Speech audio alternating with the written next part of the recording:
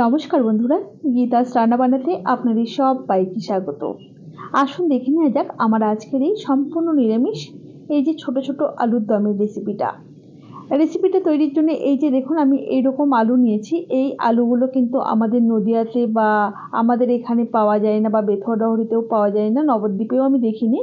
তবে এই আলুগুলো আমার ছেলে কিছুদিন আগে উত্তরবঙ্গে বেড়াতে গিয়েছিল আর কি, ওর ঠাম্মার সাথে। তো ওখান থেকে ও এই আলুগুলো নিয়ে এসেছে। আমি রান্না করতে ভালোবাসি বলে আর কি। তো এই আলুগুলোর কি নাম আপনারা কিন্তু আমাকে কমেন্ট করে জানাবেন। আমি এই আলুর নাম জানি না। তো আলুগুলোকে আমি প্রেসার কুকারে একটা সিটি দিয়ে সেদ্ধ করে নিয়েছি। দেখুন এখন ঠান্ডা করে নিয়েছি। তো আলুর খোসাগুলোকে এখন আমি ছাড়িয়ে নিচ্ছি। প্রথম দিকে আমার কয়েকটা আলুর খোসা তুলতে একটু অসুবিধা হচ্ছিল, পরের দিকে কিন্তু খুব তাড়াতাড়ি সমস্ত আলুর খোসাগুলোকেই তুলে নিয়েছি। আর এই আলুগুলো কিন্তু প্রথমে ছাড়ানো যায় না, অনেকটা সময় লেগে যায়। তো আমি এভাবেই কিন্তু একটু প্রেসার কুকারে সেদ্ধ করে ছাড়িয়ে নিলাম। আর দেখুন ছাড়ানোর পরেও কিন্তু একটু লাল লালই রয়েছে। আর দুই রকমের আলু এনেছে, একটা এরকম লম্বা টাইপের আর একটা ছোট ছোট গোল গোল। সেটাও একদিন রেসিপি আপনাদের সাথে শেয়ার করব। তো এখন আমি একটা মশলার মিশ্রণ তৈরি করে নিচ্ছি। নিয়ে নিলাম হাফ চা চামচ জিরে গুঁড়ো, হাফ চা চামচ ধনে গুঁড়ো, সামান্য পরিমাণ একটুখানি লাল লঙ্কা বা ঝাল লঙ্কার গুঁড়ো, রঙের জন্য নিয়ে নিচ্ছি কাশ্মীরি লঙ্কার গুঁড়ো, এটা অপশনাল, সাথে নিয়ে নিচ্ছি অল্প পরিমাণ হলুদ গুঁড়ো। এবারে অল্প পরিমাণ একটু জল দিয়ে মশলাটাকে জলে গুলে রেখে দেবো। এতে রান্নার স্বাদটা খুব ভালো আসবে। চাইলে কেউ বাটা মশলাতেও রান্নাটা করতে পারেন, সেক্ষেত্রে স্বাদ কিন্তু দ্বিগুণ বেড়ে যাবে। এবারে রান্নাটা করবার জন্য গ্যাসে একটা কড়াই বসিয়ে খুব অল্প পরিমাণ একটু সর্ষের তেল দিয়ে খুব ভালোভাবে একটু নাড়াচাড়া করে কড়াইয়ের গায়ে লাগিয়ে দিলাম। দিয়ে দিলাম অল্প পরিমাণ একটু লবণ। এখন খোসা ছাড়িয়ে সেদ্ধ করে রাখা আলুগুলো দিয়ে দিলাম, সাথে অল্প পরিমাণ হলুদ দিয়ে নাড়াচাড়া করে আলুগুলোকে ভেজে নেব। তবে আলুগুলোকে একদম বেশি লাল লাল করে বা কড়া করে ভাজবো না, মোটামুটি 3-4 মিনিট সময় নিয়ে মিডিয়াম ফ্লেমে ভেজে নিলাম। দেখুন আলু ভাজা হয়ে গেছে। এবারে নামিয়ে নিচ্ছি আর ওই কড়াইতেই দিয়ে দিচ্ছি পরিমাণ মতো সর্ষের তেল। কেউ চাইলে সাদা তেলেও রান্নাটা করতে পারেন। এবারে ফোড়নে দিচ্ছি গোটা জিরে, শুকনো লঙ্কা আর তেজপাতা। ফোড়নটাকে কয়েক সেকেন্ড সময় নিয়ে একটু নাড়াচাড়া করে ভেজে নেওয়ার পর এর মধ্যে দিয়ে দেবো অল্প পরিমাণ একটু হিং। যারা হিং খেতে অপছন্দ করেন তারা হিংটাকে স্কিপ করবেন, তবে হিংটা দিলে স্বাদ অবশ্যই অনেক বেশি ভালো আসবে।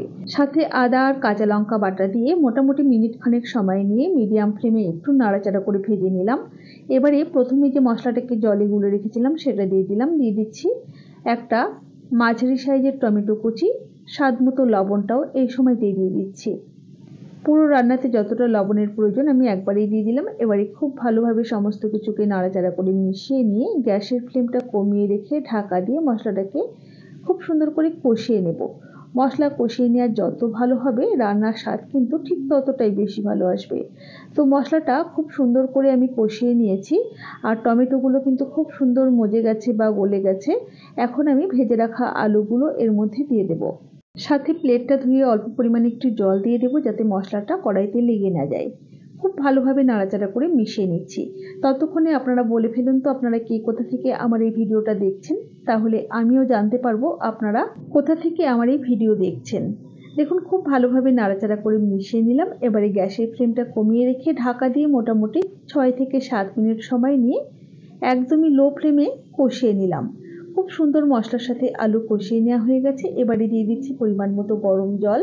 এই আলুগুলো অনেকটাই ঝোল টেনে নেয়, সেই জন্য আমি জলের পরিমাণটা একটু বেশিই দিলাম, তবে কিন্তু শেষের দিকে দেখবেন একদমই মাখো মাখো হয়ে যাবে। তো আমি ঢাকা দিয়ে গ্যাসের ফ্লেমটা কমিয়ে রেখে 5 থেকে 6 মিনিট রান্না করে নিলাম। দেখুন গ্রেভিটা কিন্তু অনেকটাই টেনে নিয়েছে, আর যেটুকু গ্রেভি রয়েছে এটা কিন্তু ভাত মেখে খেতে লেগে যাবে। তো এই সময়তে আমি এর মধ্যে টেস্টের ব্যালেন্সের জন্য অল্প পরিমাণ কয়েক দানা চিনি দিয়ে দিলাম। এতে মিষ্টি হয়ে যাবে না, স্বাদের ব্যালেন্সটা একদমই ঠিকঠাক থাকবে। সাথে দিলাম সামান্য পরিমাণ একটু শাহি গরম মশলা গুঁড়ো আর 1 চা চামচ পরিমাণ ঘি। এখন খুব ভালোভাবে একবার নাড়াচাড়া করে নেব। তারপর গ্যাসের ফ্লেমটা বন্ধ করে কিছুক্ষণ ঢাকা দিয়ে স্ট্যান্ডিং টাইমে রেখে দেবো, তারপর পরিবেশন করে দেবো। আমার এই সম্পূর্ণ নিরামিষ আলুর দমের রেসিপিটা আপনাদের কেমন লেগেছে অবশ্যই আমাকে কমেন্ট বক্সে কমেন্ট করে জানাতে ভুলবেন না যেন। ভালো লাগলে অবশ্যই একটা লাইক করবেন আর বন্ধুদের সাথে প্রচুর প্রচুর শেয়ার করবেন। তাহলে আজ এই পর্যন্তই। সকলে ভালো থাকবেন, সুস্থ থাকবেন। হাজির হয়ে যাব নতুন কোনো রেসিপি নিয়ে। ধন্যবাদ।